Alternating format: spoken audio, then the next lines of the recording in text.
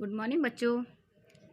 हम पढ़ रहे हैं क्लास फर्स्ट की हिंदी व्याकरण पंचपुष्प से चैप्टर फर्स्ट भाषा।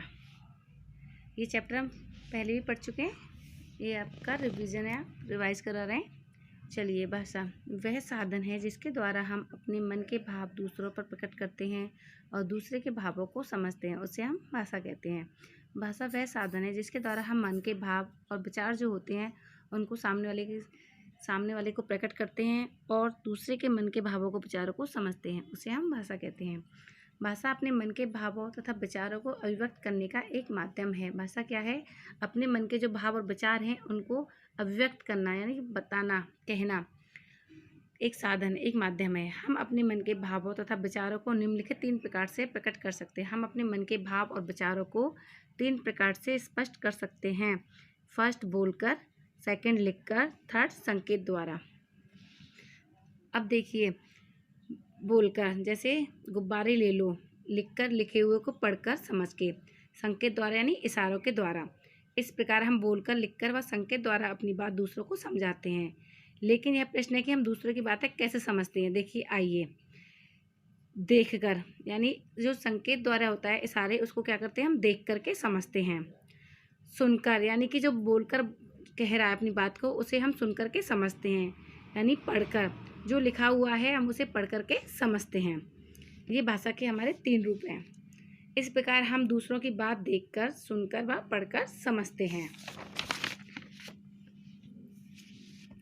देखिए, हम बोलकर, लिखकर व संकेत द्वारा अपनी मन की बात दूसरों को समझाते हैं। हम बोल करके, लिख करके व संकेत द्वारा यानी इशारों के द्वारा अपनी मन की बातों को दूसरों को समझाते हैं।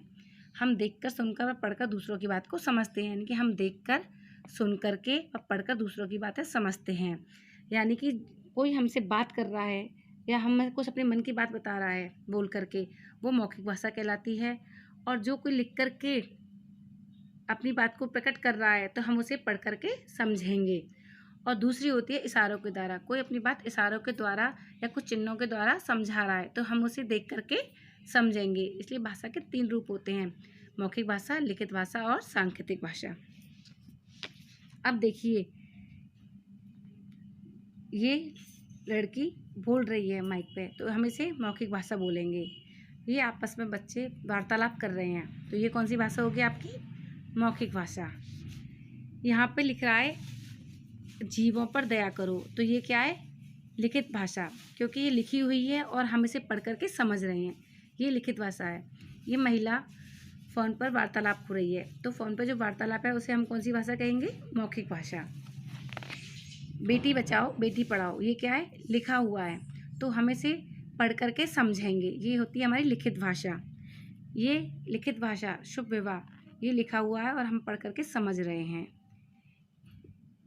ये सब्जी वाला सब्जी बेच रहा है और महिला सब्जी खरीद रही है, तो इन दोनों की वार्तालाप क्या होगी? मौखिक भाषा कहलाएगी। इसलिए भाषा के 3 रूप का उदाहरण दिया गया है। ठीक है, आज के लिए इतना ही। अब देखिए आपके लिए होमवर्क। सही विकल्प चुनिए। फर्स्ट, आप कविता कैसे गाते हैं? आप कविता कैसे गाते हैं? आ, संकेत द्वारा, बा, बोलकर, सा, लिखकर। तो आप कविता कैसे गाएंगे? बोलकर, बा, बोलकर। सेकंड, सब्जी वाला सब्जी कैसे बेचता है? सब्जी वाला सब्जी कैसे बेचता है? आ, लिख करके, बा, संकेत के द्वारा, या सा, बोल करके। तो सब्जी वाला सब्जी बेचेगा बोल करके, तो क्या आएगा इसमें? मौखिक भाषा यानी बोलकर। ठीक है। थर्ड पॉइंट, हम अपने मन की बात दूसरों को कैसे समझाते हैं? हम अपने मन की बात दूसरों को कैसे समझाएंगे? आ, संकेत द्वारा, बा, बोलकर, सा, दोनों।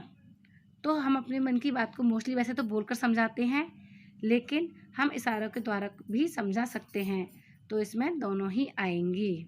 ठीक है, ये आपके लिए होमवर्क। आज के लिए इतना ही। आगे के लिए हमारी वीडियो देखते रहिए। धन्यवाद।